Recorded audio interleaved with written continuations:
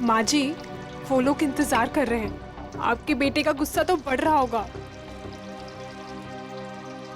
तेजल, अरे और कितना टाइम लगाओगी तुम? कोई काम ठीक से नहीं होता है तुमसे। देखिए ना माँ जी, मेरे तो हाथ पांव फूल रहे हैं। तुम घबराओ मत, मैं हूं ना। तेजल, जैन तुम 2 मिनट नहीं रुक सकते? पकड़ा है ना खाना? इसे लेकर जाओ तुम। ठीक है, मैं सब्जी लेकर आती हूँ। लाओ जाओ।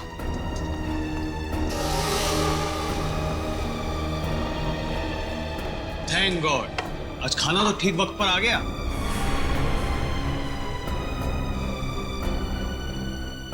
सेजल, तुम ना किसी काम की नहीं। पापा और मैं कब से भूखे बैठे, खाना तक ठीक से नहीं बनता। जैन, क्या हमेशा उससे डांटते रहते हो?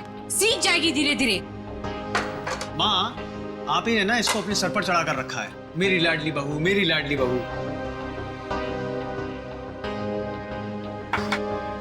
घबराओ मत, मैं हूं ना।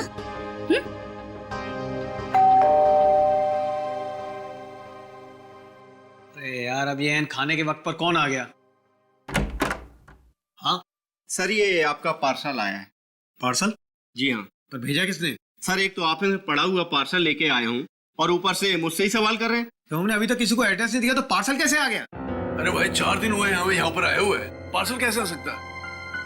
अरे बेटा, पार्सल पे नाम किसका है वो तो देखो। अरे माँ, नाम ही तो सफाचट है। ये लीजिए अपना पार्सल। चाहे आप इसे रखिए, चाहे इसे फेंक दीजिए, आपकी मर्जी। और ये लीजिए, यहाँ पर साइन कर दीजिए। पापा, इसके अंदर तो कुछ अजीब सी चीज है।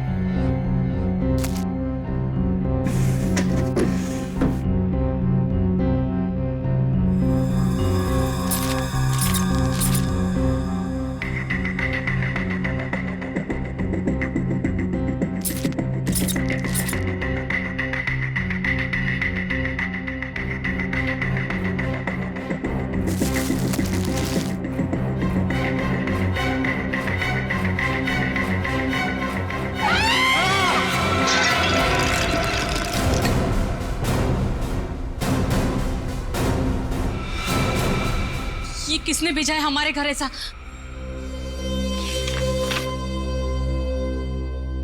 चिट्ठी?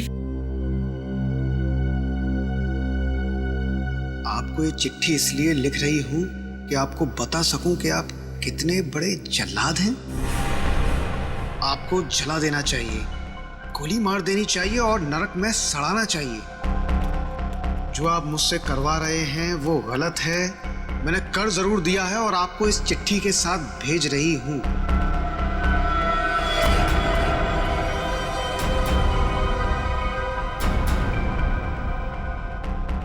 लेकिन अब बस, अब मैं आपके लिए ये घोर पाप नहीं करूंगी। मैं कुछ नहीं करूंगी। अब उसे मारना है या नहीं आप देखो। मैं अपने गांव बरोलपुर वापस जा रही हूं और आपको कभी नहीं मिलूंगी। आप बहुत ही घटिया आदमी हो और मैं अब नहीं डरती आपसे। आपकी गायत्री?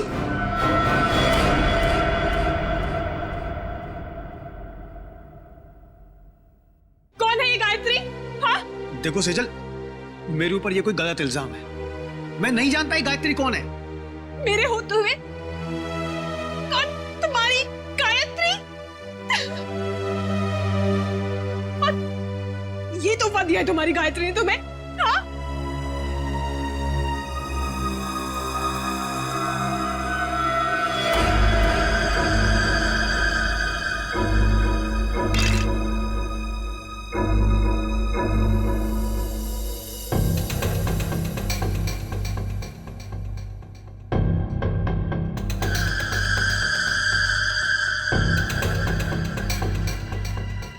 माय गॉड, छोटे बच्चे की कटी हुई उंगली है सर।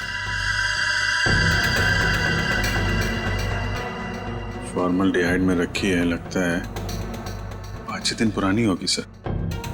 उंगली काट के भेजा है, मतलब ब्लैकमेलिंग किडनैपिंग का केस लग रहा है सर।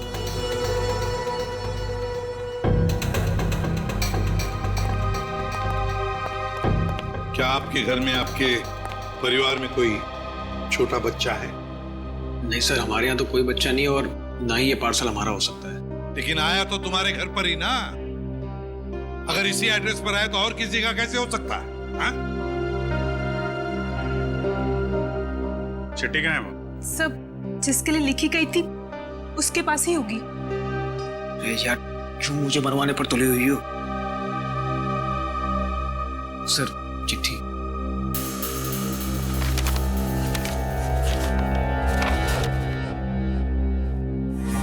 आपको चिट्ठी इसलिए लिख रहे हैं कि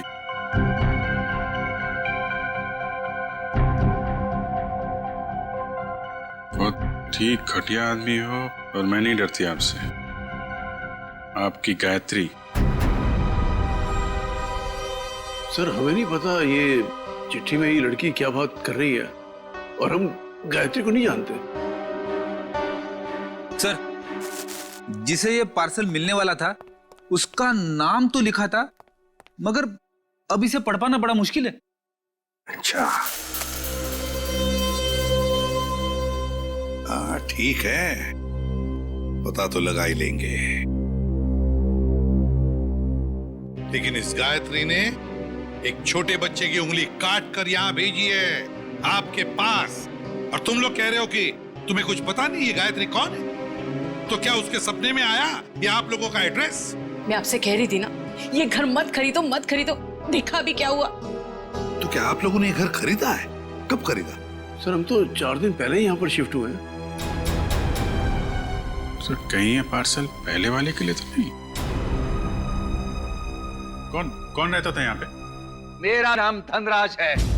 30 लाख तो क्या, तुम्हारे इस निकम्मे बेकार पति को मैं 30 फूटी कौड़ियां भी दे दूं। अब पापा क्या क्या बोले जा रहे हो? आप सोच भी रहे हो? सोहन इस घर के दामाद है, मेरे पति है। जैसे कि हीरा ढूंढ के लाई। एक तो मेरी मर्जी के बगैर शादी की, ऊपर से ये घर जवाई लाके बिठा दिया यहाँ पर। बस पापा, अब आप शांत हो जाइए, मत लेके इनके मुंह। वैसे भी आपका ब्लड प्रेशर बढ़ा हुआ है। और मोनिका, तुम दोनों भी जाओ यहां से। अब क्या हम अंदर आ सकते हैं? जी आप लोग? हम लोग सीआईडी से हैं। सीआईडी? जी हाँ। कहिए। आपका जो पुराना घर है जिसे आपने मिस्टर जयंत को भेजा है, वहां पे एक पार्सल आया है, उसके बारे में कुछ पूछताछ करनी है। हे भगवान! उंगली।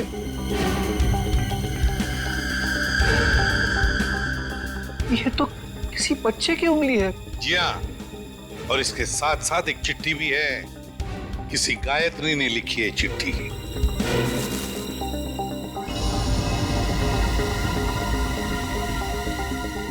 कौन है ये गायत्री?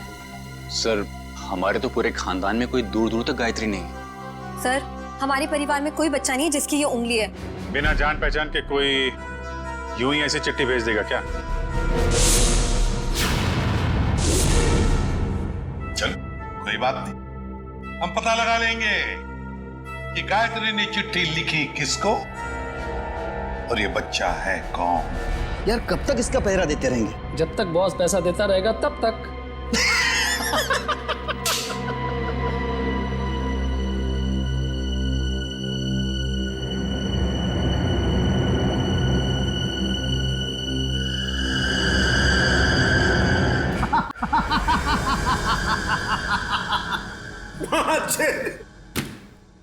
कटी हुई उंगली देखकर सदमा लगा इसे।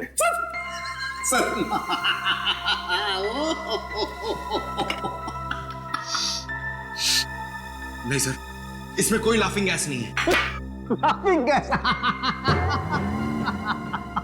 ये देख साउंड के, तुझे हमने सिर्फ इतना बताया कि गायत्री नाम की एक औरत ने एक बच्चे की उंगली काट दी, तो तुझे हंसी के फव्वारे फूट रहे हैं।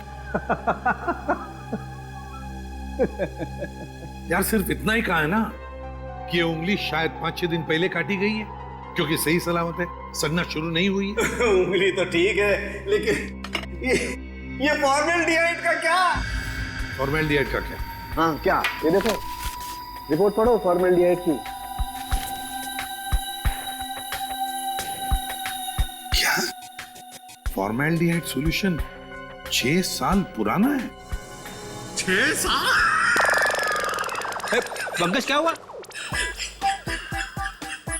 लगता है फॉर्मल्डिहाइड पी गया इसे।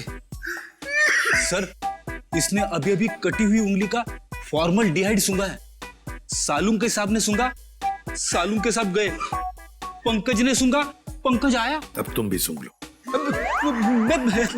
नहीं सर, मेरी वाइफ ने कहा है हंसना मना है। सालूम के सर, हमें इतना बेवकूफ मत समझिए। ये फॉर्मल्डिहाइड भले 6 साल पुराना हो, मगर इसकी कटी हुई उंगली थोड़ी 6 साल पुरानी होगी।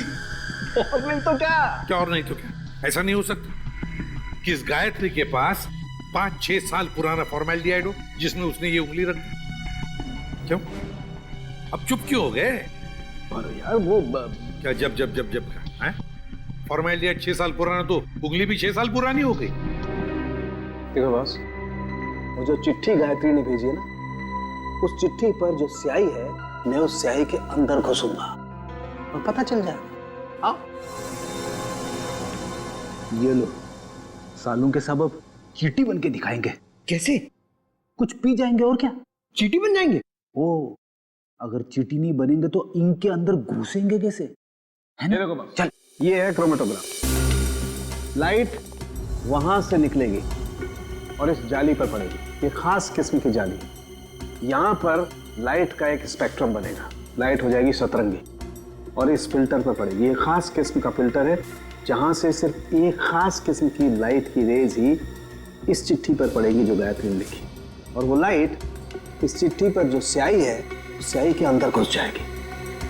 उस लाइट की वजह से इस स्याही के छोटे छोटे कण अचानक गर्म होना शुरू हो जाएंगे और उन कणों की उछल कूद यहां पर दिखाई देगी। और ये इस कंप्यूटर के साथ जुड़ा हुआ है। दरअसल एक कंप्यूटर हमें पढ़ के बताएगा कि ये स्याही कितनी पुरानी। सालुंकी, तेरा फिजिक्स का लेक्चर पूरा हुआ? हाँ। हम कहानी शुरू करें? जरूर। ये देखो बॉस, ये लाइट उस जाली पर पड़ी और लाइट का स्पेक्ट्रम, और ये खास किस्म की लाइट घुसी इस चिट्ठी पर।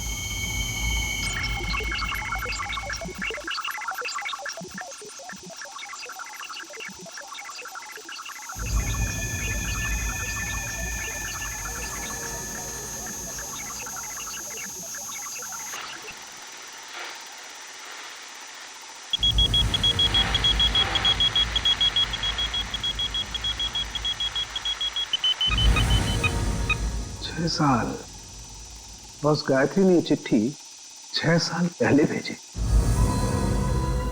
गायत्री ने चिट्ठी लिखी 6 साल पहले और चिट्ठी पहुंची अब 6 साल बाद। सर, 6 साल पहले कटी हुई उंगली आज मिली। सर, न जाने इन 6 सालों में इस बच्चे के साथ क्या क्या हुआ होगा। हाँ, 12-13 साल का तो हुआ होगा बच्चा। सर, इस गायत्री को हम ढूंढ निकालेंगे। गायत्री को भी और उस बच्चे को भी। बरुलपुर जाने का इंतजाम करो। हम घर तो दिखा दे रहे हैं आप लोगों को गायत्री का, लेकिन 9 साल हो गए जब वो इस बरुलपुर से गायब हुई है। गायत्री के माँ बाप किसी से उसके बारे में कोई बातचीत नहीं करते हैं। इतना तो बता सकते हैं कि अभी वो कहाँ है, किसके साथ है? मुश्किल है साहब, पति पत्नी दोनों पूरे गांव से कटे रहते हैं, किसी से कोई बातचीत नहीं। लेकिन ऐसा क्यों? पता नहीं, हम तो उनके दरवाजे पर जाएंगे नहीं, और हमको नहीं लगता है कि आप लोगों के लिए वो दरवाजा भी खोलेंगे। टेलीग्राम किसने भेजा? टेलीग्राम गायत्री ने भेजा। टेलीग्राम गायत्री? सरिता रुक, सुन।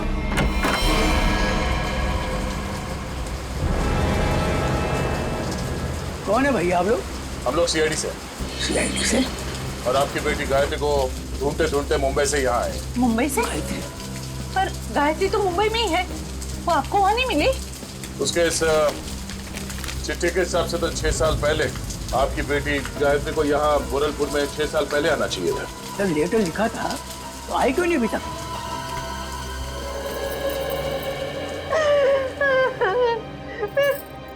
कहाँ गई मेरी बच्ची? कहाँ गई मेरे बच्चे? देखिए, आप लोगों को गायत्री के बारे में जो कुछ भी मालूम है हमें बताइए, हम उसे ढूंढ निकालेंगे। हो सकता है वो किसी परेशानी में हो। हाँ? वो मुंबई में कहाँ रहती थी? पता नहीं साहब, मेरी गायत्री 18 साल की थी तो भागे मुंबई चली गई वो। हम लोगों ने उसको उम्मीद ही छोड़ दी।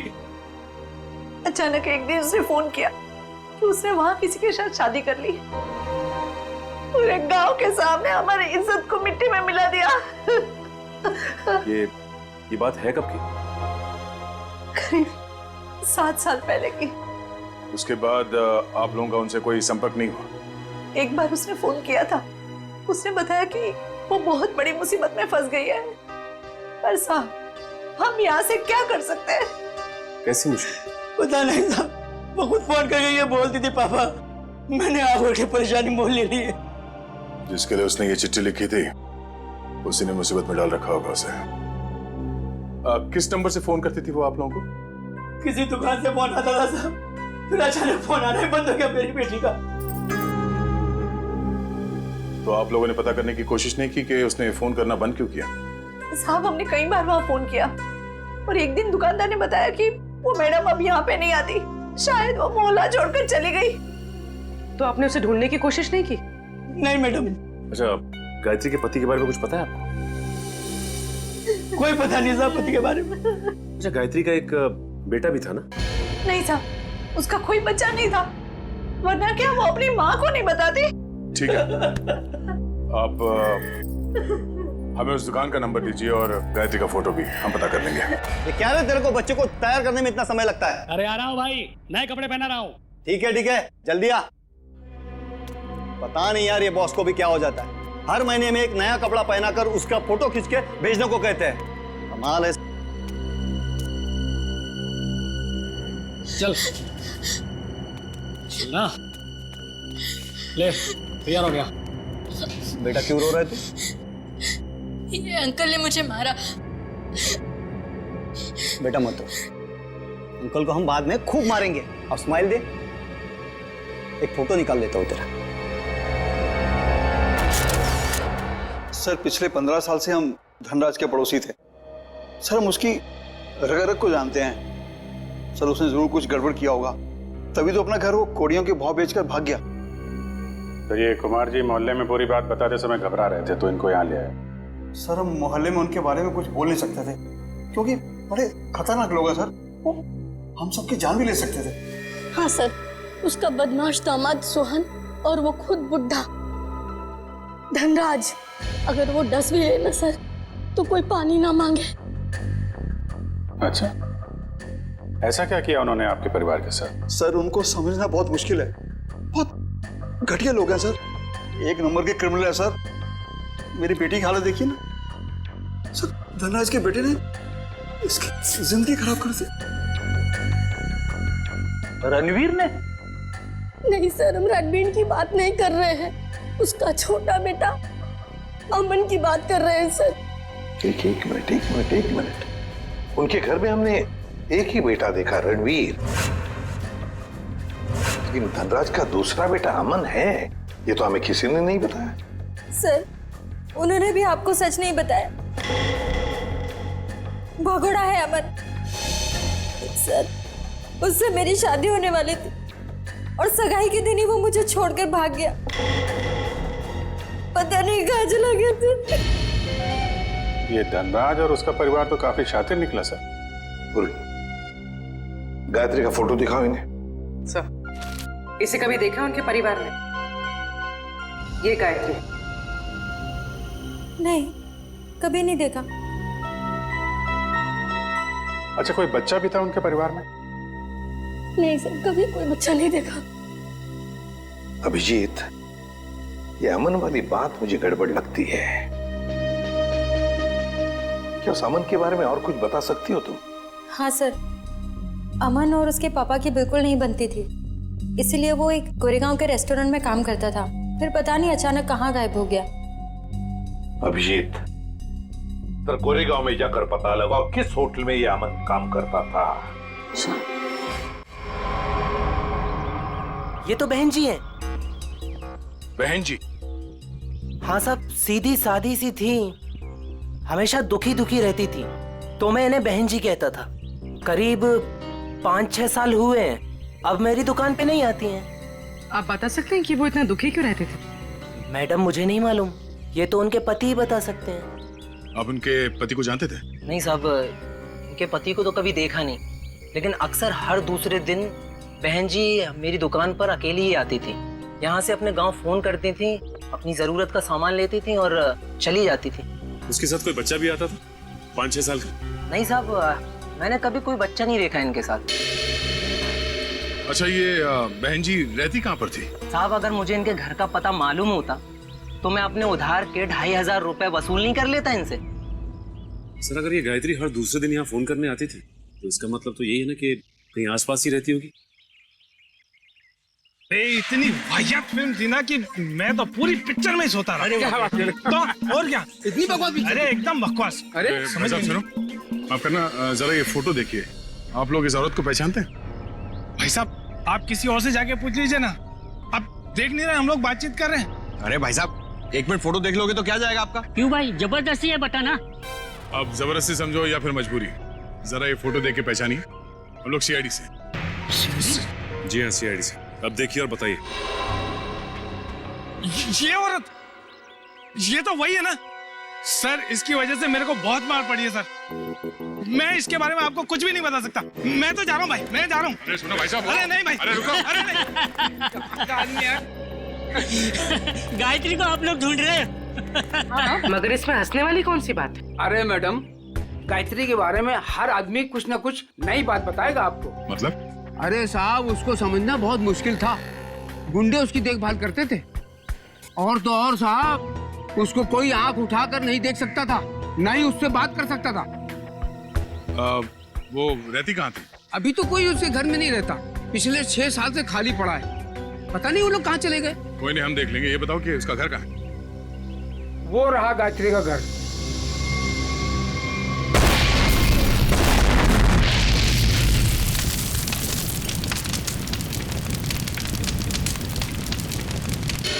ये तो अमन साहब हैं सर। ये बहुत पहले यहाँ पर मैनेजर होते थे सर, बहुत खड़ूस थे ये, 1 सेकंड चैन से नहीं बैठने देते। अच्छा ठीक है ठीक है। उनके बारे में हमें कुछ और बता सकते हो? हाँ साहब, सुना है कि इनके पिताजी के साथ इनकी बिल्कुल नहीं बनती थी, इसीलिए वो इतने बड़े बाप की औलाद होने के बाद भी यहाँ काम करते, और फिर किसी रईस लड़की से उन्होंने शादी कर ली और फिर शायद वो बेंगलोर चले गए। और क्या सर, करीब 6 साल पहले एक कार एक्सीडेंट में वो, उनकी पत्नी और उनका बेटा मारे गए। तीनों मार गए? सर सुना तो ऐसा ही था। उनकी पत्नी का नाम गायत्री था क्या? नहीं सर, गायत्री तो नहीं था, नाम तो कुछ और था सर। पहले याद था पर अब याद नहीं आ रहा। मैं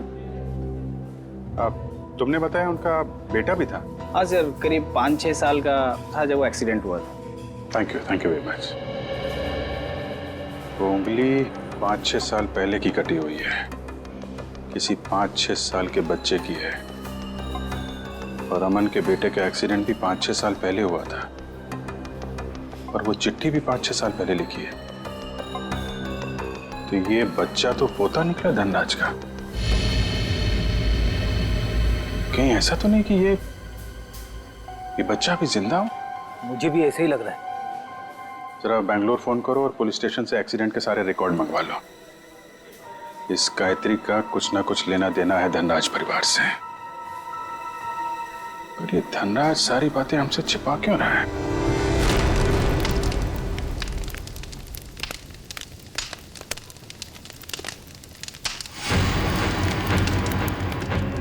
क्या टाइमिंग थे? हम लोग यहाँ गायत्री के घर पहुंचने ही वाले थे कि किसी ने यहाँ पे बॉम्ब ब्लास्ट कर दिया। सर ये ठंडे बस्ते में पड़ा हुआ मामला नहीं लगता है। लगता है बच्चा अभी भी जिंदा है और ये मुजरिम हम पे नजर रखे हुए था, इसीलिए उसे पता लग गया कि हम गायत्री के बारे में पूछताछ कर रहे हैं। हाँ, मगर ऐसी क्या चीज थी यहाँ जो मुजरिम चाहता था कि हमारे हाथ न लगे? ये घर सालों से बंद पड़ा है, गायत्री यहाँ पे रहती भी नहीं है, फिर ये धमाका करने की क्या जरूरत थी? जरा देखो आसपास, देखो कोई सुराग मिलता है क्या?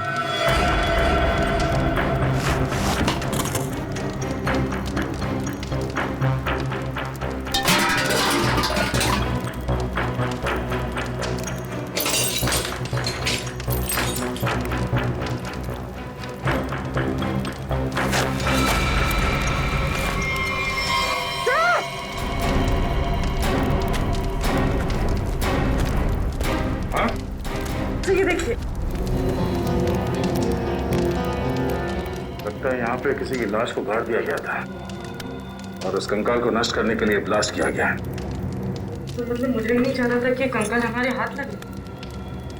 एक काम करो, ये जितनी भी हड्डियां सब उठा लो और लाश की खोपड़ी भी ढूंढो, यहीं कहीं होनी चाहिए आसपास।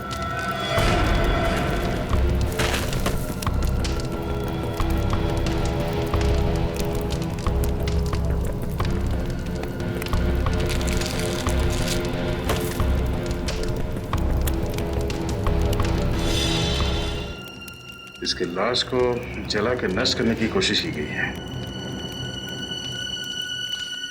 तू एक एक हड्डी निकालते रहे ना, हम यहाँ खड़े खड़े भजन करते हैं। हाँ? बॉस आप वक्त से पहले आकर के खड़े हो गए मेरे सर पे। ये हड्डियां किसकी है बता? ये हड्डियां एक लड़की की है। सर गायत्री के घर में लड़की की हड्डियां? कहीं कहीं हड्डियां गायत्री की तो नहीं?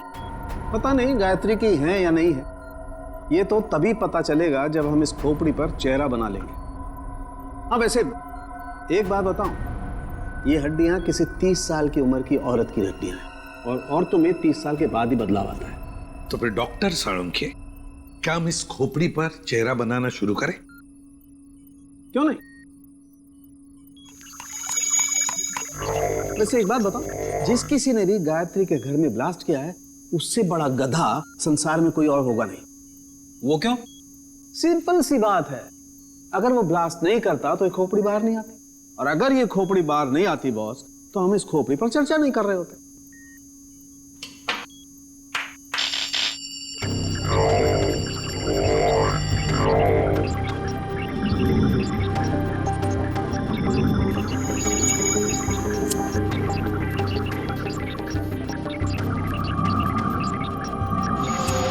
जैसे इसको थोड़ा वक्त लगेगा बॉस, कंप्यूटर को हर काम सोच समझ के करना पड़ता है, कहीं चेहरा गलत ना बन जाए।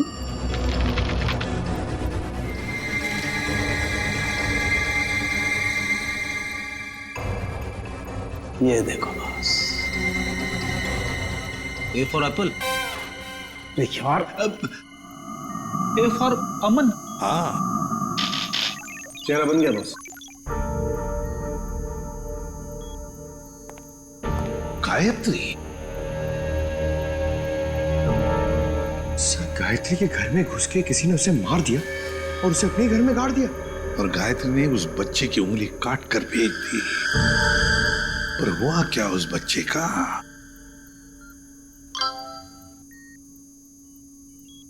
सर बैंगलोर पुलिस ने एक मेल भेजा है, लिखा है कि 6 साल पहले अमन अपनी वाइफ के साथ कहीं जा रहा था, कार पहाड़ से नीचे गिर गई और कार में आग लग गई। हाँ, मगर इस फोटो में बच्चा भी है। पर सर मेल में तो बच्चे का कोई जिक्र ही नहीं है। इसका एक ही मतलब हो सकता है कि बच्चा जिंदा है। सर बच्चे ने गले में चेन भी पहनी हुई है। और सर वही वाली चेन है, A for apple. A for Aman. पर सर अमन के बेटे की चेन गायत्री की लाश के पास मिली। अमन और उसके पत्नी की गाड़ी का एक्सीडेंट हो गया 6 साल पहले। गायत्री ने उनके बच्चे को पकड़ लिया, उसी की उंगली काट कर भेज दी। पर अब तो गायत्री ही नहीं रही, तो फिर वो बच्चा कहां गया? उस बच्चे को ढूंढना होगा, बचाना होगा, और इस धनराज की गर्दन पकड़नी होगी। बस बबलू ने एक निवाला खा लिया ना तो हमारा काम हो जाएगा।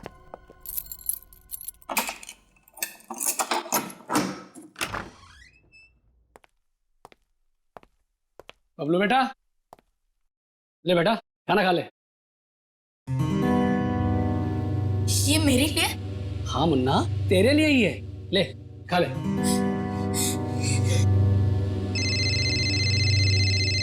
बॉस? हाँ बॉस। हाँ बस निकल ही रहे। हाँ बॉस, आपका काम हो गया बॉस। चल निकल। चल। धनराज जी, क्या कह रहे थे आप लोग? क्या आपको उंगली के बारे में कुछ पता नहीं? गायत्री कौन है किसी को कुछ नहीं मालूम? आपके पूरे परिवार में कोई बच्चा है ही नहीं, तो फिर क्या ये झूठ पे झूठ बोलते रहे आप। आपको मालूम था वो उंगली किस बच्चे की है? आप जानते थे गायत्री ने एड्रेस लिखने में कोई गलती नहीं की।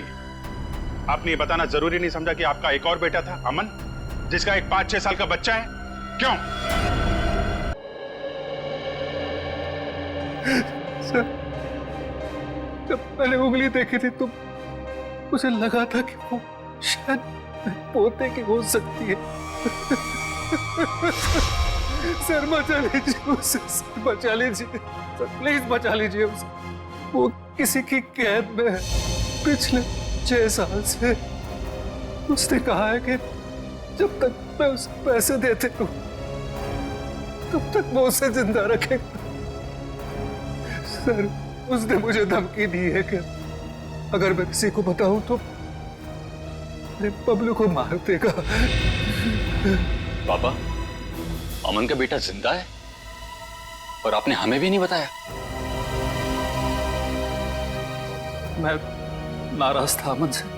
उसने भी मेरे मर्जी के खिलाफ शादी की थी, पर 5 साल के बाद उसका मुझे फोन आया और उसने माफी मांगी। तो मैं किसी को बिना बताए बेंगलोर चला गया। फिर पोते बबलू को गले लगाया, उनको घर वापस आने को कहकर मैं वापस आ गई। मुझे क्या पता था कि वहां से आते आते उनका एक्सीडेंट हो जाएगा।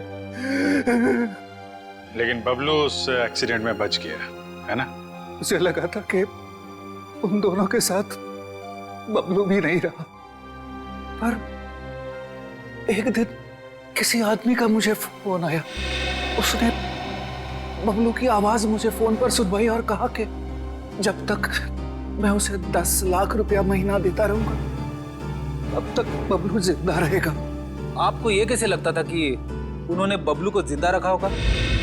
सर, वो हर महीने मुझे बबलू के फोटोग्राफ्स भेजता रहा सर। 1 मिनट, ये लीजिए सर।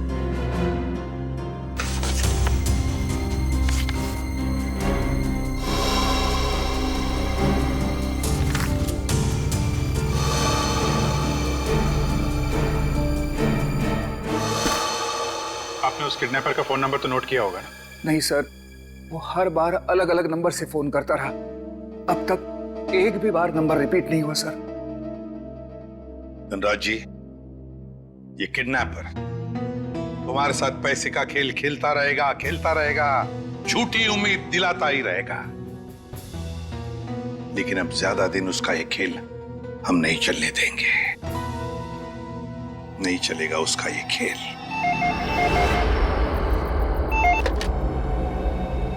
हेलो धनराज जी, मैं सोच रहा हूँ कि आपका पोता मैं लौटा दूं। ओह, तुम हो?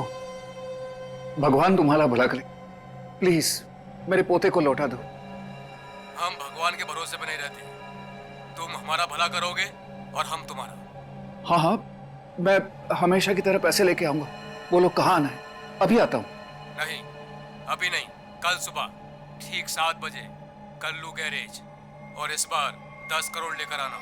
10 करोड़? हाँ, 10 करोड़। पर इतने सारे कैश पैसे मैं कहाँ से ले आऊंगा? इसीलिए तो 12 घंटे का समय दे रहा हूँ ना।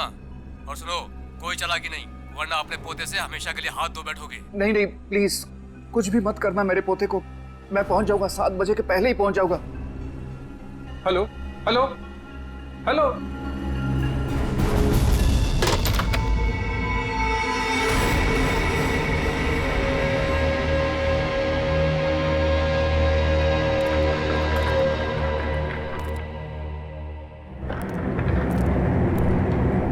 कल्लू गैरेज ही तो बोला था, यहाँ तो कोई नहीं है। हेलो हेलो, कोई है? पापा, रणवीर, रणवीर तुम यहाँ क्यों आए? पापा, मैं आपको किडनैपर से अकेले मिलने कैसे आने देता? रणवीर, तुम्हें पता है उसने कहा था कि मैं अकेला ही यहाँ। अगर उसने तुम्हें देख लिया तो वो बबलू को कुछ भी कर सकता है। रणवीर जाओ, भागो, तुम भागो।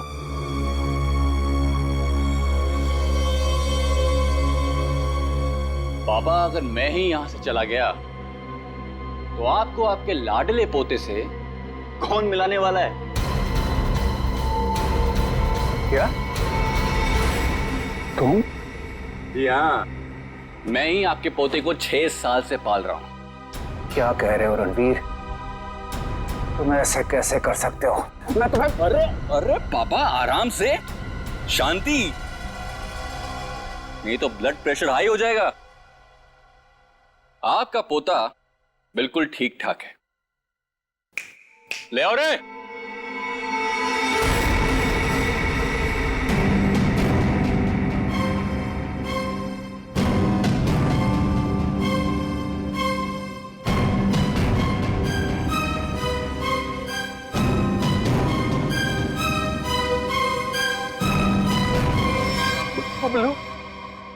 दादाजी,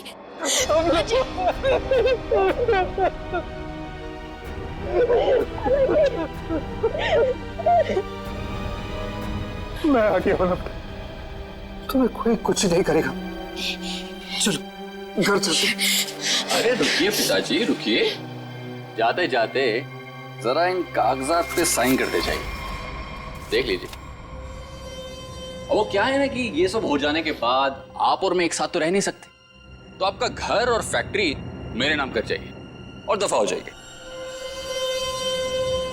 तो जैसे विश्वासघातकी को तो मैं एक फूटी कौड़ी भी नहीं दूंगा। दोगे पापा, दोगे।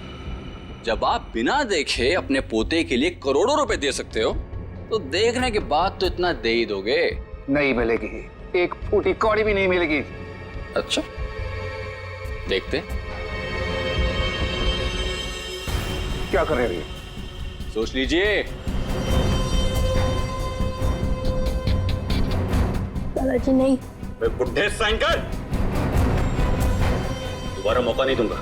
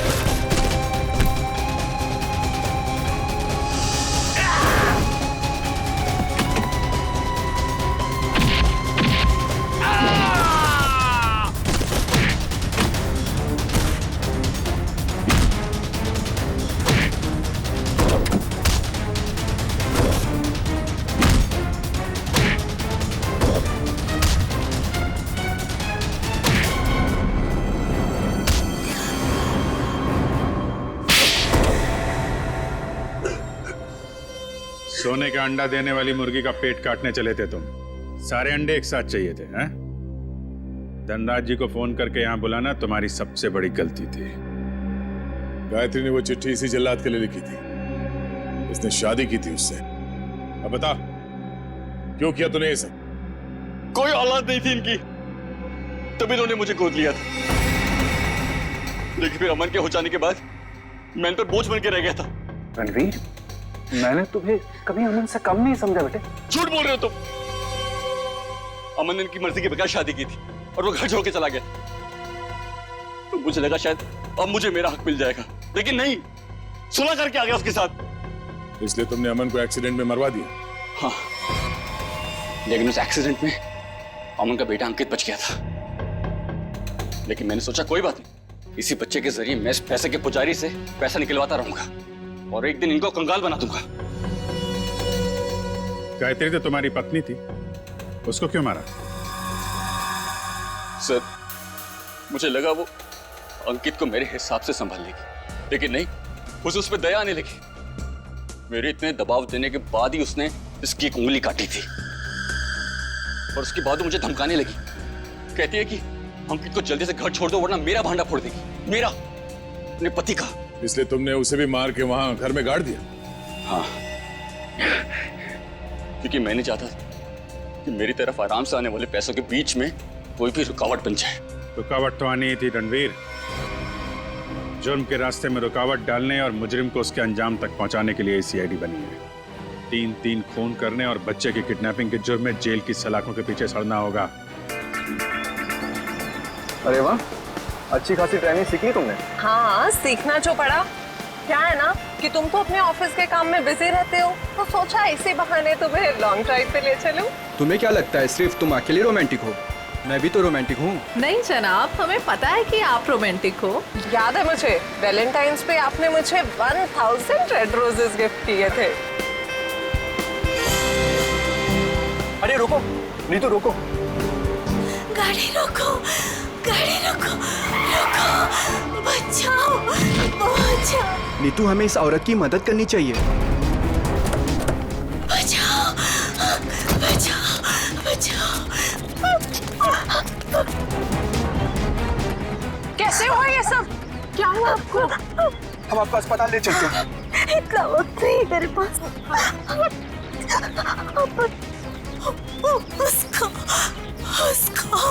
उसको बचाई। उसको किसको? हाँ, बोलने की कोशिश करो।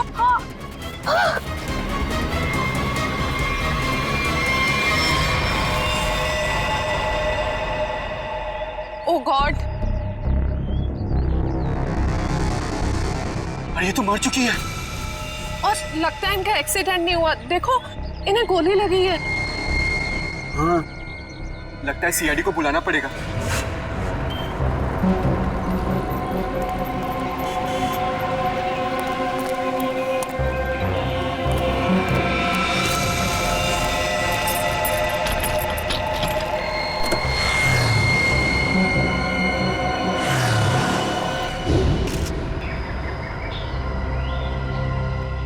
सर, सिर्फ छाती में गोली लगी है, शरीर पे कहीं किसी और चोट या जख्म के निशान नहीं।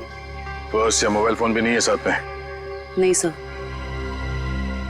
आप पंकज, स्टेटमेंट लिए इन दोनों का? सर, इस औरत ने मरने से पहले अपना नाम वगैरह कुछ बताया था क्या? नहीं सर, इन्होंने तो कुछ बताया नहीं है। और वैसे भी इनके पास वक्त ही कहा था अपना नाम बताने के लिए। पता नहीं कब से जख्मी थी बेचारी। आप लोग अपनी गाड़ी से यहाँ इस तरफ से आ रहे थे? हाँ। आपने आसपास किसी को देखा? नहीं सर, जब हम लोग यहाँ पे थे तो हमारे अलावा यहाँ पे और कोई मौजूद नहीं था। हमने पूछा भी ये सब कैसे हुआ, पर वो तो किसी को बचाने की गुहार कर रही थी। न जाने कोई है जिसकी जिंदगी खतरे में है। ये तो वहाँ जाने के बाद ही पता चलेगा जहाँ पे इस औरत पे हमला हुआ है। निखिल सर, यहाँ आसपास में चेक कर। सर,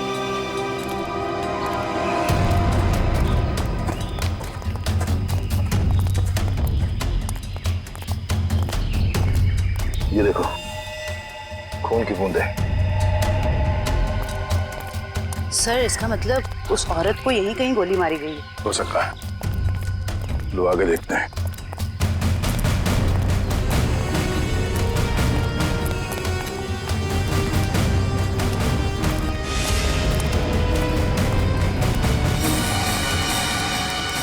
सर, ये तो कभी नहीं सोचा था कि इतनी सुनसान जगह पे किसी का घर होगा।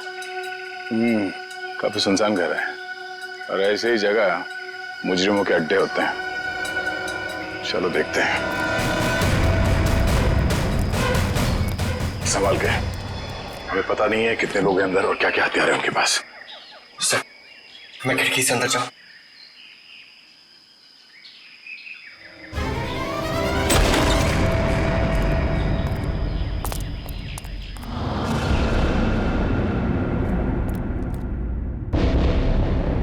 सर, यहाँ तो कोई भी नहीं है। लगता है भाग गया। जरा देखो, इधर की तलाशी, शायद कोई सुराग छोड़ गए हो। सर, वहां पे ऐसा कुछ भी नहीं मिला। ओके। ये क्या? चेयर, ये रस्सी। सर, शायद यहाँ पे उसी को बांध के रखा गया हो जिसे बचाने के लिए वो औरत कह रही थी। ये भी तो हो सकता है कि उस औरत को यहाँ पे बांध के रखा गया हो, और जब वो अपने आप को बचा के यहाँ से भागने लगी तो किसी ने उसे गोली मार दी।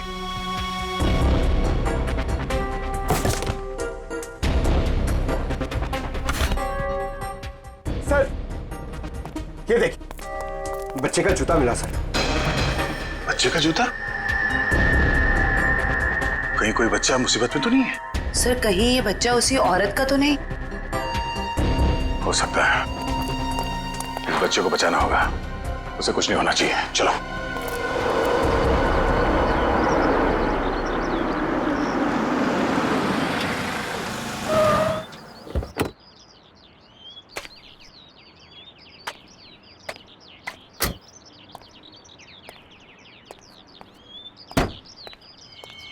ये आवाज कहां से आ रही है?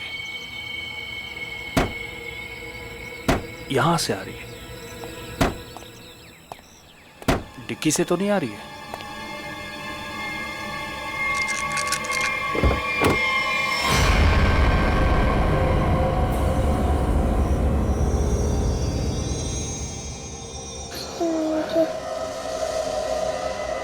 सीआईडी? सर इस लड़की की पूरी कुंडली मिल गई। उस लड़की का नाम काम्या है और वो पुरानी मुजरिम है। बड़ी बड़ी गैंग का साथ दिया इसने लूटपाट करने में सर। 2 महीने के लिए जेल में थी, फिर जमानत पे रिहा हुई, अभी फरार। सर अगर ये खुद मुजरिम थी तो इसे किसी दूसरे मुजरिम ने गोली क्यों मारी? कोई भी वजह हो सकती है फ्रेडी। हो सकता है इसने धोखा दे दिया हो तो गैंग वालों ने इसका बदला ले लिया, या फिर इसके अंदर का अच्छा इंसान जाग उठा तो सोचा विक्टिम को मदद कर ले। मरने से पहले कह रही थी ना, किसी को बचाना है। आपको चॉकलेट पसंद है ना? बेटा एक बात बताओ, तुम कहाँ रहती हो? श्यामनगर। श्यामनगर में कहाँ पे? मुझे नहीं पता। चलो कोई बात नहीं, मगर तुम्हारे घर में और क्या क्या है? एक बड़ा सा स्विमिंग पूल। ओह स्विमिंग पूल है। अच्छा बेटा एक बात बताओ, आप गायब कैसे हो गए? जब हम स्कूल बस से उतर रहे थे तब एक बुरे अंकल ने मुझे उठा लिया। कहाँ ले गया तुम्हें? और एक डरावने से घर में ले गए जो जंगल में था। इससे कहीं ये उसी घर की बात तो नहीं कर रही जहाँ पे काम्या थी? हो सकता है। अच्छा बेटा फिर आप बाहर कैसे आए वो गंदे से घर से? एक आंटी ने मेरी मदद की थी, को एक बुरे अंकल ने मार दिया। ये देखो बेटा, ये वो आंटी थी? हाँ।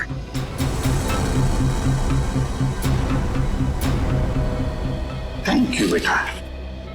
अब हमें ना आपसे फिर आके मिलेंगे यहाँ, और ढेर सारी चॉकलेट लेकर आएंगे। Okay bye bye. सर इसकी यूनिफॉर्म से उसकी स्कूल का पता चल जाएगा। पिंकी के स्कूल में जाते हैं, घर का पता लेते हैं। मनोहर, ऑफिस के रजिस्टर में से पिंकी कुमार का एड्रेस लेकर आओ। जी सर। लेकिन पिंकी किडनैप हुई कैसे? क्योंकि आखिरी दिन तो स्कूल की बस ने उसे घर तक छोड़ा था। शायद बस से उतरने के बाद और घर पहुंचने से पहले ये हादसा हुआ होगा। पिंकी बहुत उत्सुक थी। 15 अगस्त के दिन झंडारोहण करने वाली थी वो। फिर मैंने सोचा कि वो तो नहीं आएगी, इसलिए किसी और बच्चे को ये जिम्मेदारी दे देता हूँ। नहीं, पिंकी जरूर आएगी और कल आकर तिरंगा फहराएगी। ये हमारा वादा है। सर पिंकी का एड्रेस ये लीजिए।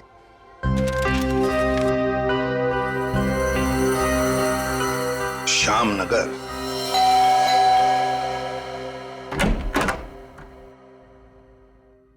जी कहिए, क्या काम है? सीआईडी, दरवाजा खोलो। किससे मिलना है आपको? ये मिस्टर जीत का घर है ना? हाँ। दरवाजा खोलो, हमको पिंकी के बारे में कुछ बात करनी है। पिंकी? साहब, मिल साहब, सीआईडी।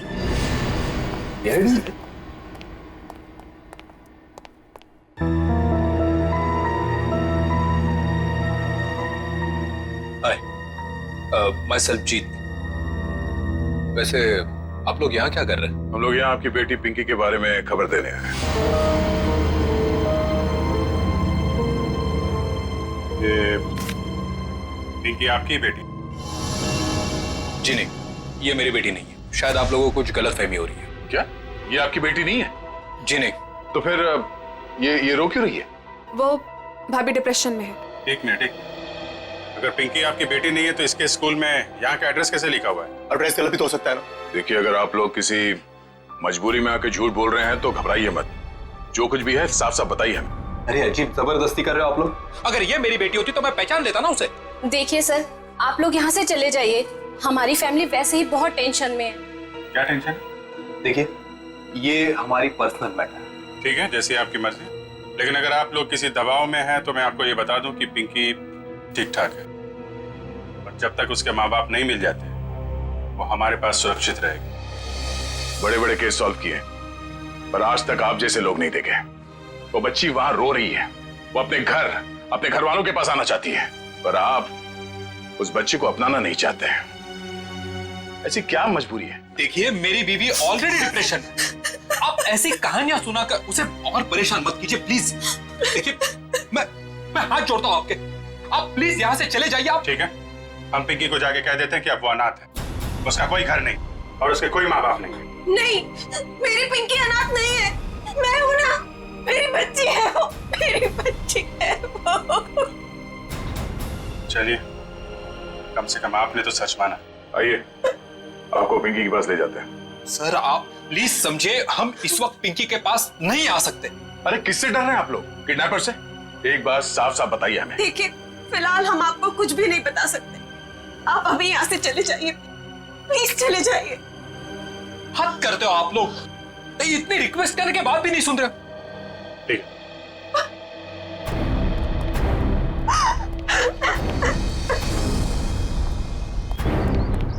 जरूर कोई बहुत बड़ी गड़बड़ है बॉस, वरना कोई भी परिवार अपने 5 साल के बच्चे के साथ ऐसा सलूक थोड़ी ना करेगा। बड़ी मजबूरी होगी, वरना ये लोग तो पिंकी को यहाँ बुलाने पे भी घबरा रहे हैं। लेकिन सर, क्या मजबूरी हो सकती है? कोई कुछ बताने को तैयार ही नहीं है। पता चल जाएगा निखिल। इस घर में जितने भी लैंडलाइन और मोबाइल फोन है ना, सबको टैप करवा दे। हाँ, और परिवार के एक ही सदस्य पर कड़ी नजर रखनी होगी।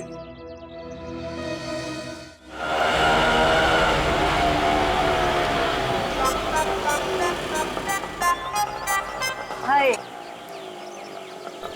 ऑटो वाले भाई साहब, आप सही पते पे लेके आए हो ना? गलत जगह तो नहीं ले आए?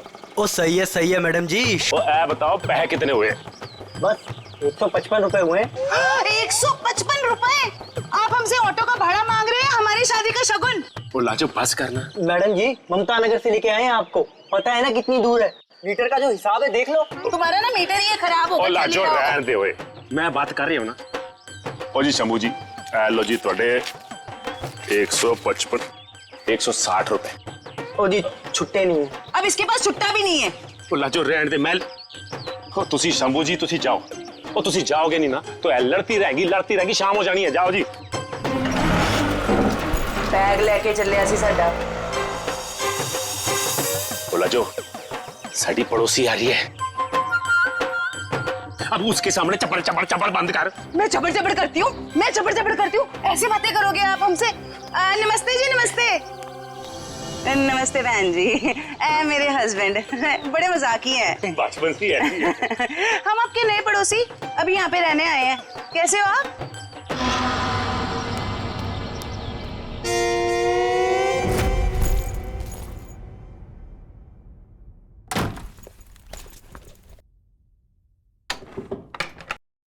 सर, कहीं मैंने ज्यादा ओवर एक्टिंग तो नहीं कर दी?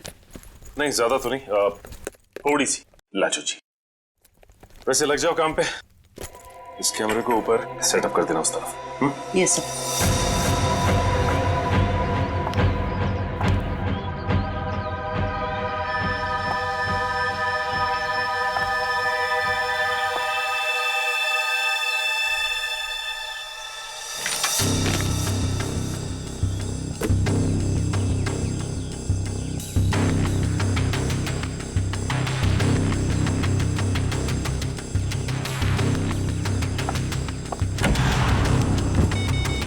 सब रेडी है। ठीक है, देखते हैं कैमरा काम कर रहा है कि नहीं। कैमरा तो काम कर रहा है। चलो 1 मिनट, लैंडलाइन पे फोन आ रहा है।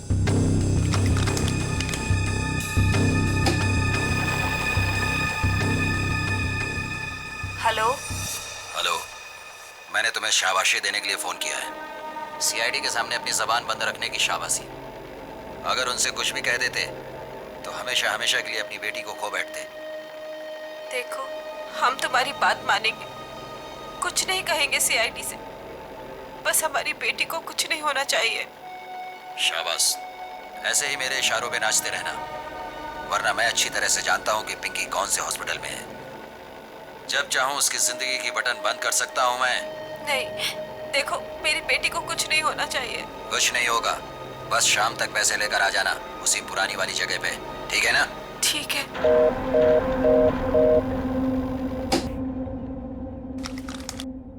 कमाल है सर, इस किडनैपर को तो सब कुछ पता है हमारे बारे में। एक काम करो, पता लगाओ ये फोन कहाँ से आया। सर तब तक मैं दया सर को इन्फॉर्म करता हूँ।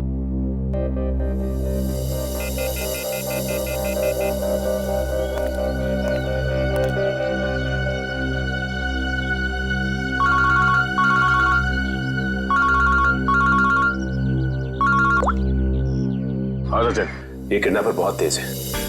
इसे ये भी पता है कि हम लोग पिंकी के घर गए थे, और ये भी जानता है कि पिंकी कौन से हॉस्पिटल में है। ओ, मतलब मुजरिम ने या तो पिंकी के घर में कोई कैमरा फिट किया है या फिर कोई बग वगैरह लगाया होगा, या ये भी हो सकता है कि कोई सगे वाला ही मिला हुआ हो मुजरिम के साथ। ठीक है, तो मुझे अपडेट देते रहना। ठीक है? ठीक है सर।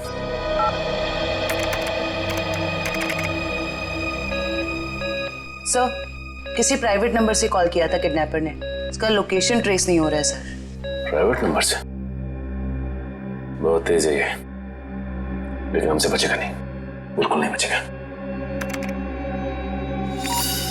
सर, पिंकी की चाची रोमा के मोबाइल फोन पे एक कॉल आ रहा है।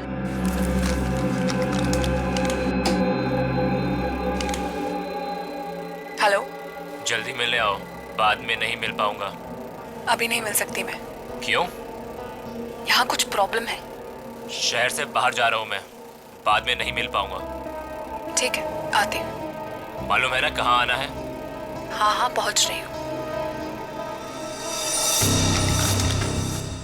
दया सर को इन्फॉर्म करो जल्दी।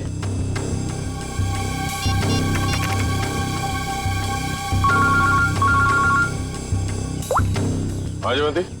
सर, ये जो पिंकी की चाची है ना रोमा, सर उसके मोबाइल फोन पे एक आदमी का कॉल आया था। लगता है दोनों के बीच कोई खुफिया खिचड़ी पक रही है। खुफिया खिचड़ी? जी सर, मिलने भी जा रही है थोड़ी देर में उससे। ठीक है, हम लोग देखते ही ये खिचड़ी खाने जाती कहाँ है। ओके?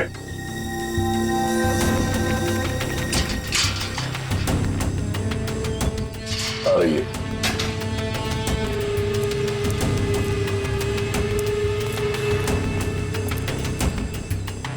आ रही है सर।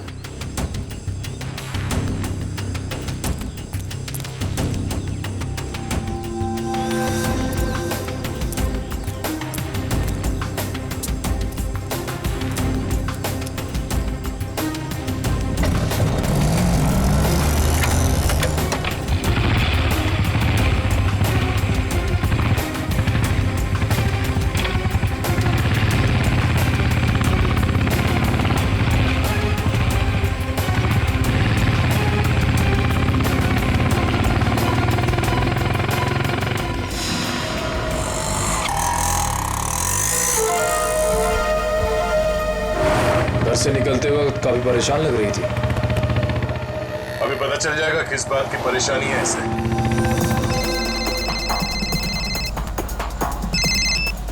हेलो, बार बार फोन मत करो। कहाँ ना रास्ते में हूँ। अरे तो ट्रैफिक है यहाँ पर, उड़कर थोड़े आ जाऊंगी।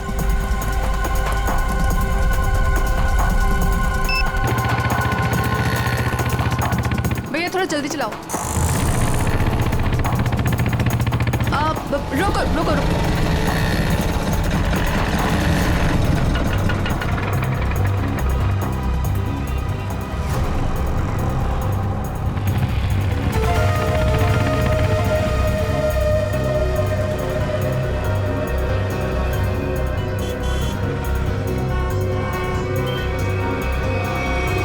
राजन विहार चलो।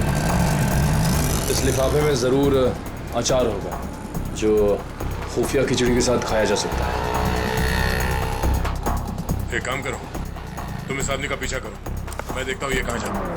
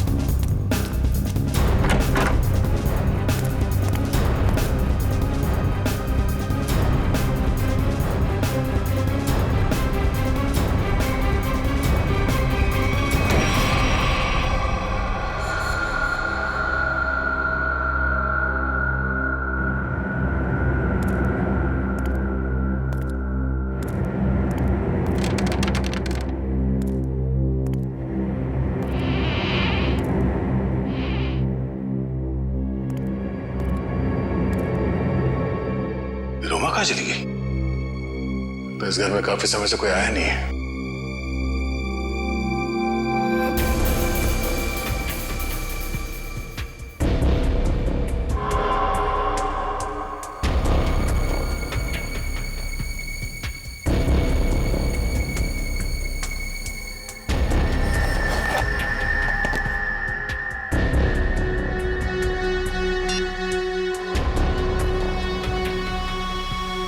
रोमा का फोन।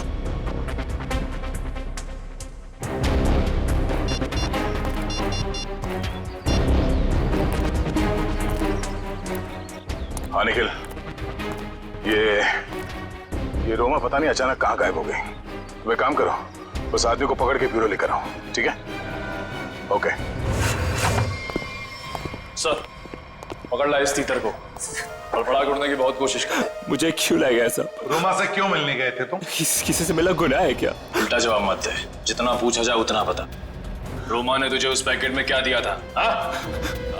आपको पैकेट के बारे में पता है? कहाँ है वो पैकेट?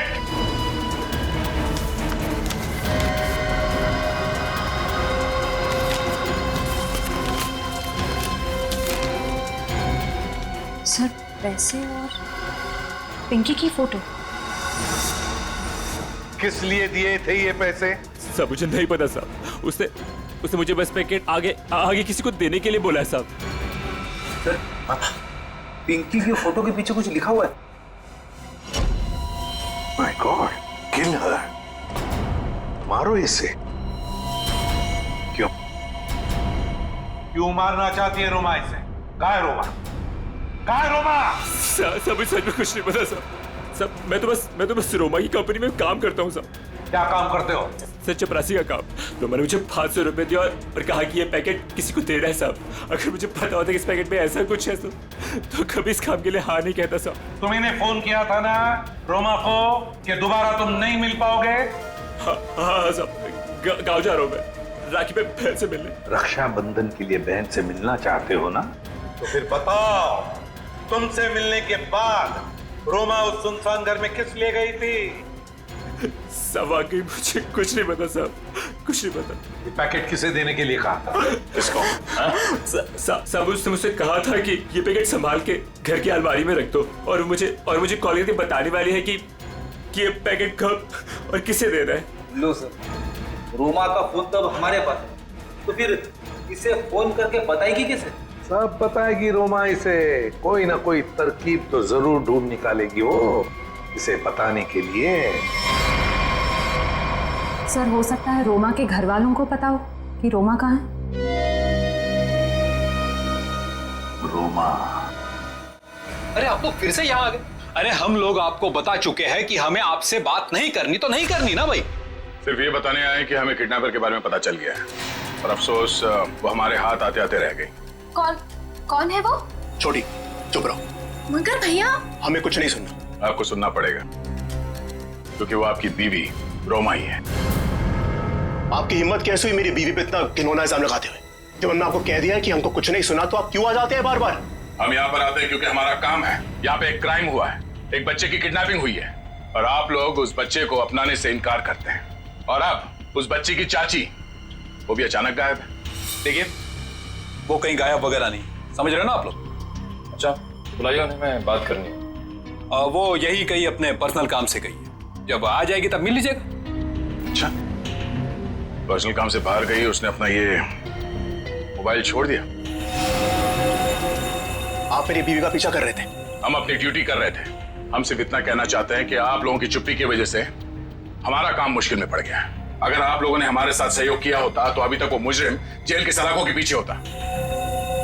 देखिए, आप हम लोगों से किसी भी सहयोग की उम्मीद मत रखिए। देखिए, हम यहाँ आपकी मदद करने के लिए आए हैं। देखिए, हमें आपकी मदद की कोई जरूरत नहीं है, समझ रहे हैं ना आप? और रही रोमा की बात, अगर वो इसमें इन्वॉल्व होगी तो भी हमें आपकी मदद की जरूरत नहीं, क्योंकि ये हमारा फैमिली मैटर है। सीआईडी का केस किसी का फैमिली मैटर नहीं होता। जरूरत पड़ी तो हम फिर आएंगे।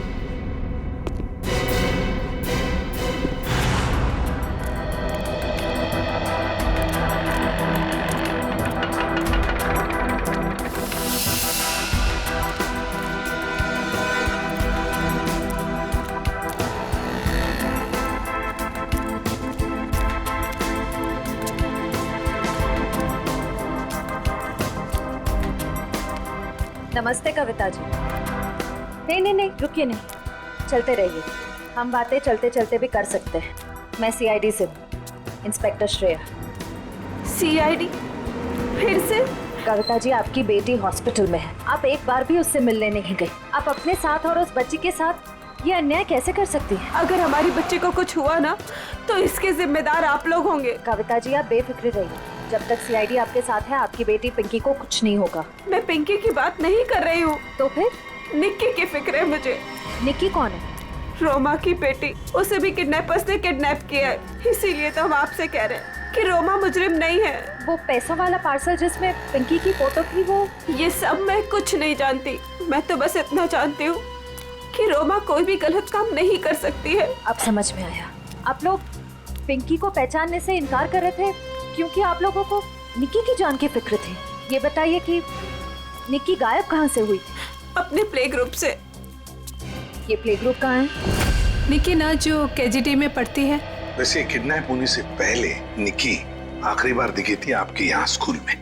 स्कूल से किडनैप नहीं हो सकती। मुझे अच्छी तरह याद है, बुधवार को छुट्टी होने के बाद बाकी बच्चों के साथ वैन में बैठ के घर के लिए निकल गई थी। उस वैन के ड्राइवर को बुलाएंगे प्लीज। जी। हेमंत को भेजना जरा अंदर।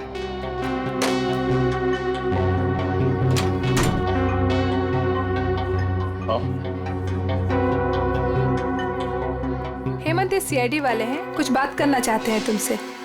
सीआईडी? लेकिन मैंने तो कुछ नहीं किया मैम। मैं घबराओ मत, सिर्फ ये बताओ, बुधवार को बाकी बच्चों के साथ निक्की को भी तुम घर छोड़ने के लिए गए थे ना? तो क्या निक्की को तुमने घर के अंदर छोड़ा, उसके घर के अंदर या बिल्डिंग की गेट पर? सर, बच्चों को सही सलामत छोड़ना तो आया का काम होता है, शायद आया नहीं छोड़ा होगा अंदर। कहाँ है आया आपकी? बुलाइए जरा। सर वो तो गुरुवार से काम पर ही नहीं आई है। आया गुरुवार से काम पर नहीं आई? क्या नाम है उसका? शीला। उसका एड्रेस, फोन नंबर या फिर उसका फोटोग्राफ वगैरह आपके रिकॉर्ड में तो होगा? जी एक मिनट।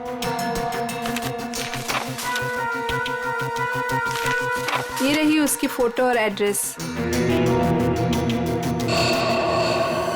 सर ये तो काम्या है। आप पहचानते हैं इसे? ये कोई आया वाया नहीं है, क्रिमिनल है, क्रिमिनल। क्या? जब आपने इस आया को काम पर रखा था तो इसका वेरिफिकेशन किया था, पुलिस वेरिफिकेशन? सर दिखने में तो शरीफ ही लग रही थी, इसलिए। जब आप एक आया को यहाँ नौकरी पर रखती हैं बच्चों का ख्याल रखने के लिए, तो उसका वेरिफिकेशन करना चाहिए। Sorry sir. शीला, काम्या, आया। सर, काम्या के घर पे तो ताला लगा है। सर हो सकता है काम्या यहाँ अकेली रहती थी, उसके परिवार में शायद कोई नहीं होगा। निखिल, ताला खोलो।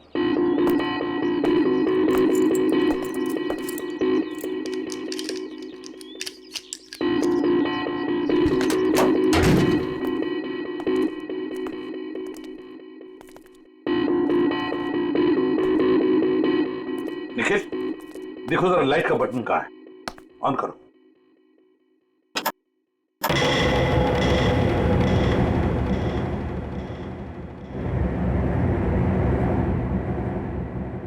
देखो जरा, इस घर का एक एक कोना छानो और एक एक इंच देखो, देखो कोई ना कोई सुराग तो जरूर मिलेगा।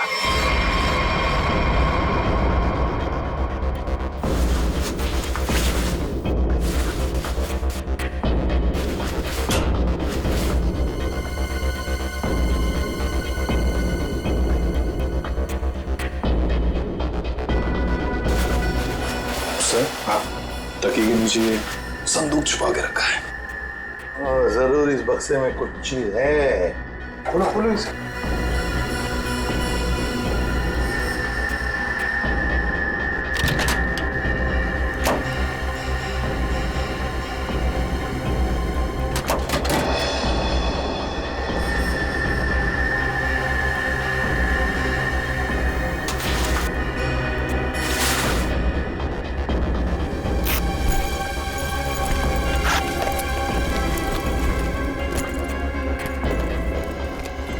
ओहो, सर इतने सारे पैसे?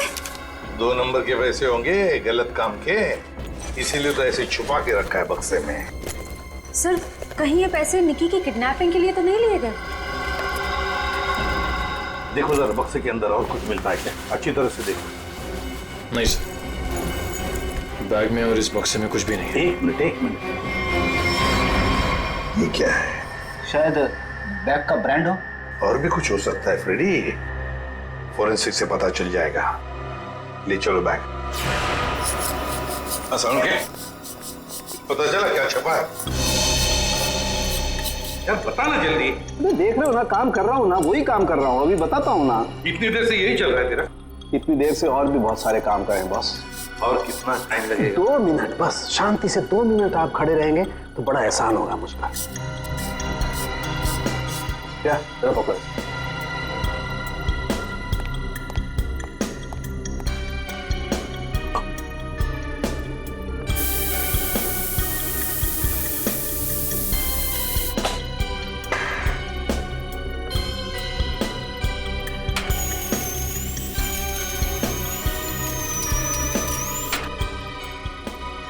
बोले क्या? Yes sir. सर अब इस पर जो भी छपा है इसकी सारी कुंडली साफ हो जाएगी।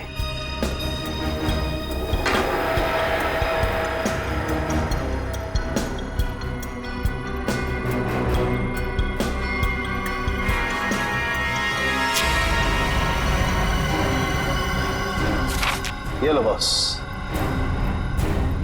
ये है उस बैग पर कंपनी का नाम। खुश हो आप? रेडी? वो शीशा लेके आओ और उस टेबल पे रख दो।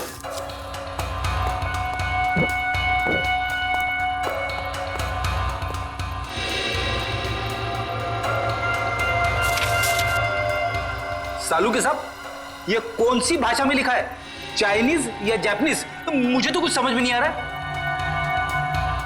बॉस अब देखो। रेडी? ना ये कोई चाइनीज भाषा है ना जापानीज। इधर सालुंके साहब ने ये मेरा इसलिए मंगवाया था। ये जो अल्फाबेट्स है ना, ये सारे उल्टे लिखे हैं। अब वहां देखो, उस परछाई में देखो।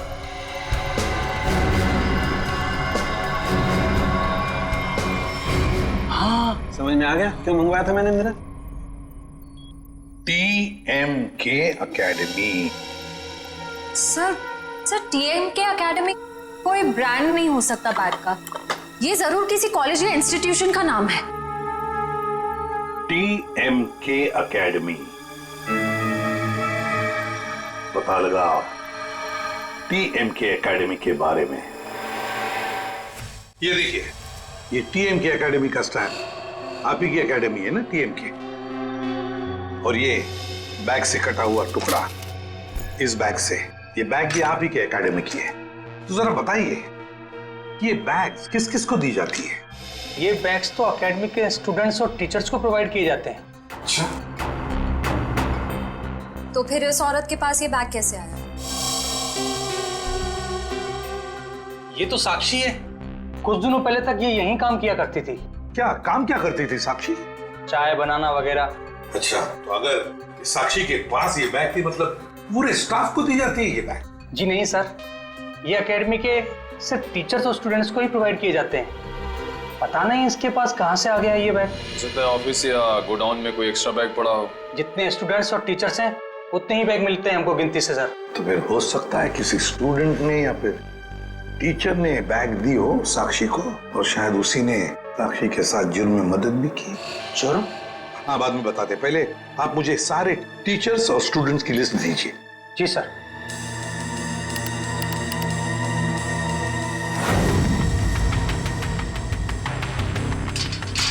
जल्दी चलो, हम लोग वक्त पर तो पहुंच जाएंगे ना। देखो तुम घबराओ मत कविता, ऊपर वाले पे भरोसा रखो, सब कुछ ठीक हो जाएगा। बैठो।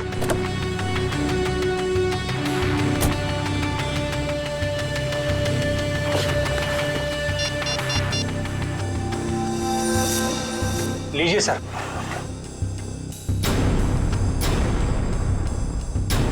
अच्छा, ये भी है इस लिस्ट में। अब हो गई ना कहानी दिलचस्प।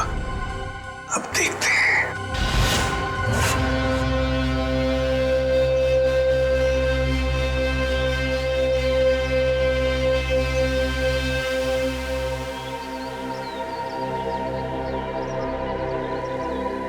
सर लगता है ये जीत और कविता किडनैपर्स का इंतजार कर रहे हैं। किडनैपर्स को आने तो दो, फिर देखते हैं।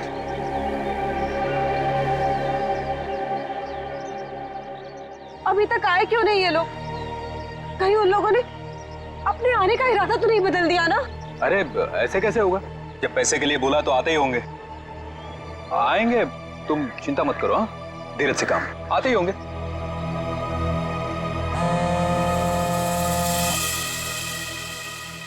हेलो, हाँ रघु बोलो। हाँ, ओह ये बात है, ठीक है, या थैंक यू। क्या पता चला? सर एक एक्सीडेंट में मुजरिम के माँ बाप मारे गए थे और उसके जिम्मेदार पिंकी के माँ बाप है। अच्छा, तो इतना बड़ा प्लानिंग माँ बाप के एक्सीडेंट का बदला लेने के लिए।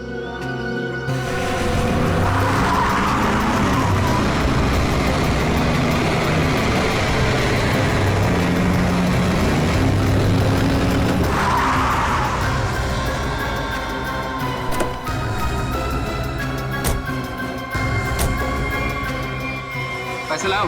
हाँ, बच्ची कहाँ है? पैसे निकालो पहले। अरे आपने तो कहा था पहले। अरे बच्चा दूंगा, पहले पैसे निकालो। हाँ पैसे। लेकिन हमारी बच्ची। अरे पहले पैसे निकालने दो। ये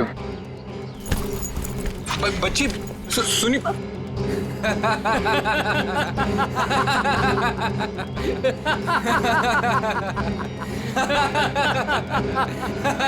रुक।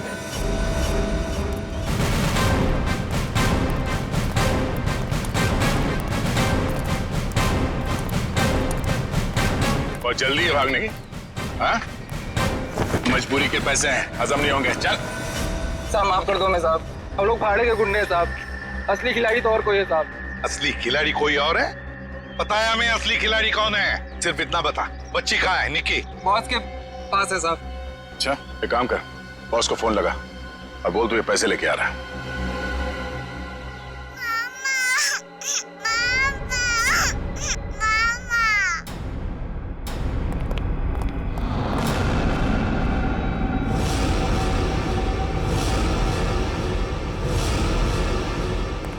लो भाई पैक। शाबाश। ये रही फिरौती की रकम। इसे इसका हिस्सा दो और जाने दो। हमें हमारा हिस्सा भी मिलना चाहिए। ये पैसे यहाँ तक पहुँचाने में हमने बहुत मदद की। सीआईडी बूंद डालो इन्हें।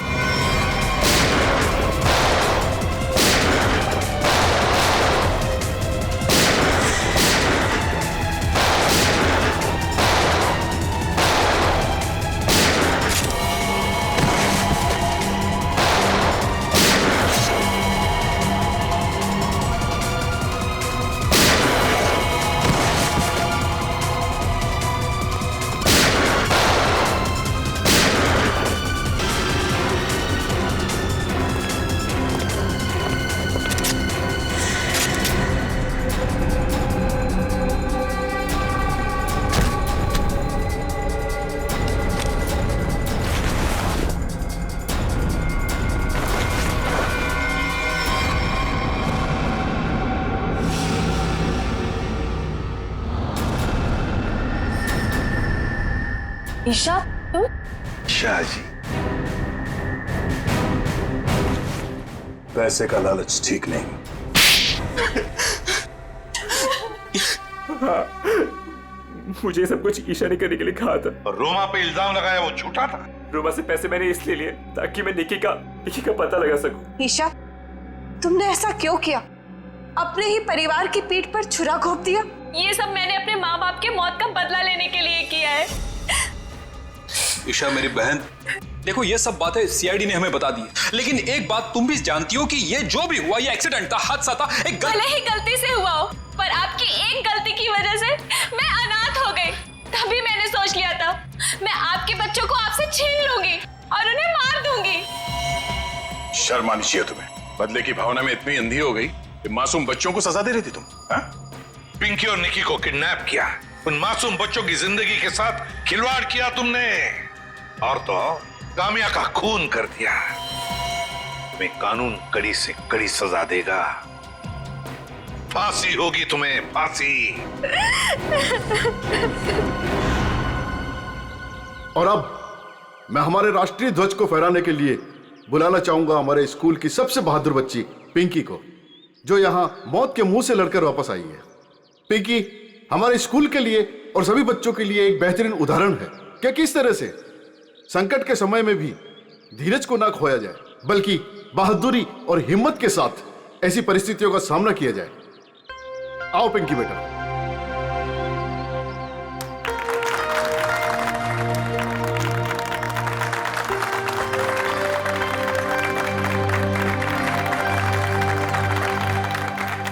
पिंकी बेटा, तुम्हारा सपना था ना स्कूल में तिरंगा फहराने का? हाँ सीबी सर। हाँ बेटा, तो जाओ अपना सपना पूरा कर लो। नहीं दया अंकल, आप सबको भी आना पड़ेगा। बेटा ये आपके स्कूल का फंक्शन है, आप जाओ, है ना? सर आप लोग भी आ जाइए ना, क्योंकि बच्ची अगर आज यहाँ है तो सिर्फ आप ही लोगों की बदौलत है। आओ पिंकी बेटा।